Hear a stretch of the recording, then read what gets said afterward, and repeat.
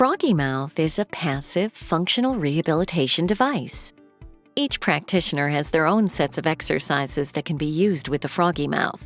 Here are 3 exercises most commonly used by Dr. Patrick Fellus, creator of the device. No additional exercise is required for the first 2 weeks of use. During the second appointment, you should evaluate the engrammation and add an exercise to the protocol if necessary. If the patient continues to drool, inhales noisily, or if they still place the lingual apex in the space of the FroggyMouth, then recommend the wrestling exercise. It simply consists in creating the motor image of the elevation of the styloglossus, which is the elevator muscle of the lingual dome. First, select a mouth mirror. Then press, at first lightly, on the patient's V region of the tongue from top to bottom so as to exert pressure on the posterior part of the tongue.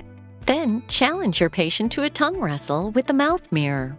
It's up to the patient to win by countering the force of your mirror with their styloglossus. Repeat 3 or 4 times, only in the clinic. This exercise will show the patient how to feel the involvement of the muscle. An alternative version of this exercise consists of pressing with your index finger on the floor of the mouth while asking the patient to swallow their saliva. This is simply in order to send the information to the tongue to go up to the palate.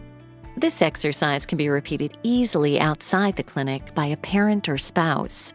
Once the engrammation has been acquired, the patient knows how to carry out the secondary swallowing movement but has not yet made it automatic. You are then on your way to your ultimate goal, automation. It is essential not to settle for just a neuromuscular response to a given instruction, but to strive for the automation of functionally correct swallowing pattern and nasal breathing.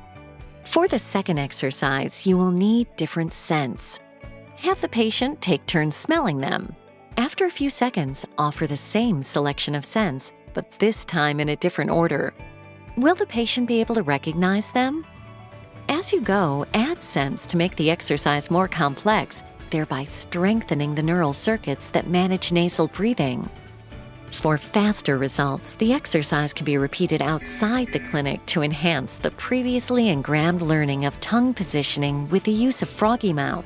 This will also help add another sensory layer to the passage of air and strengthen the exercise. You are now on the verge of achieving automation of the new praxis. Several weeks of wearing the FroggyMouth daily have passed, and you will now enter the final stage of treatment. This is the elocution exercise. It consists in inhibiting the old dysfunctional circuits in order to ensure the durability of the automation that you are in the process of obtaining. The objective of this exercise is to articulate the sounds with the lips and to swallow, thanks to the elevation of the tongue against the palate, and not the other way around. For this exercise, you do not need any equipment.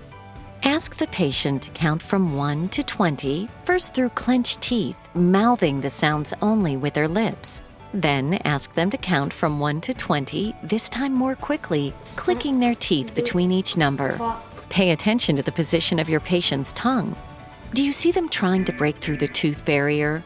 Or does it stay in place so that it can perform the swallowing function? This exercise can be repeated daily at home.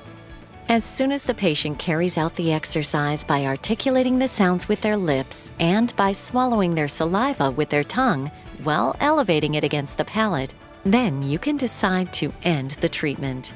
At this stage, expert practitioners recommend that the patient keep using the FroggyMouth during the weeks after achieving the expected results, but only 1 to 2 times per week.